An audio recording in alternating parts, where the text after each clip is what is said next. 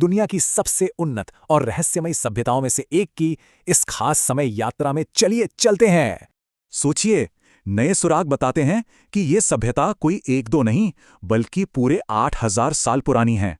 सरस्वती और सिंधु नदियों के किनारे बसी ये सभ्यता एक सचमुच विशाल भौगोलिक क्षेत्र में फैली हुई थी। और कमाल देखिए, आधुनिक दुनिया को इसका पता 1920 के दशक की इन ऐतिहासिक खुदाइयों के बाद ही चला। अब बात करते हैं इनके इंजीनियरिंग की। इनका नगर नियोजन अपने समय से कहीं ज्यादा आगे था। शहर दो हिस्सों में बटे थे, एक ऊंचा पश्चिमी दुर्ग और एक बड़ा निचला पूर्वी आवासीय इलाका। अनुष्ठानों के लिए विशाल स्नानागार और पक्की ईंटों वाली ढकी हुई नालियां, ये सिस्टम आज भी हैरान करते हैं।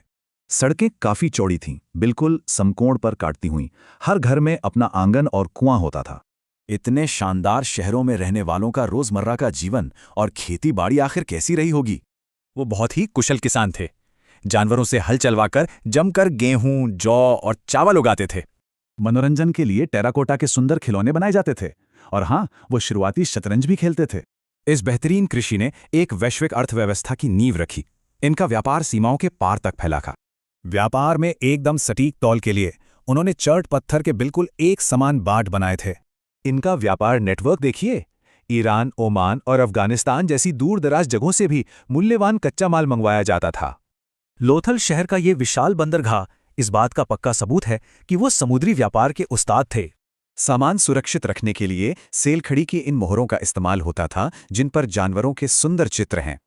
आइए अब जरा उनके रहस्यमयी धार्मिक विश्वासों और शानदार कलाकृतियों पर एक नजर डालते हैं। ये दाढ़ी वाले पुरोहित की मूर्ति और चमकदार फयांस की वस्तुएं दिखाती हैं कि उनकी कारीगरी कितनी लाजवाब थी। मोहनजोदड़ो से मिली ये कांसे की नर्तकी की मूर्ति धातु विज्ञान में उनकी महारत का एक बेहतरीन नमूना है। वो लोग पीपल के पेड़, पवित्र जानवरों, मातृदेवी और भगवान शिव के शुरुआती रूप की पूजा करते थे।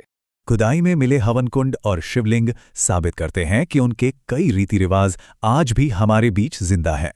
इनका इतिहास देखिए, शुरुआती बस्तियों से उठी ये महान सभ्यता अंततः पतन की ओर कैसे बढ़ गई। तो सोचिए, जब अभी इतनी खुदाई बाकी है तो इस प्राचीन जमीन के नीचे और कितने रहस्य दबे होंगे।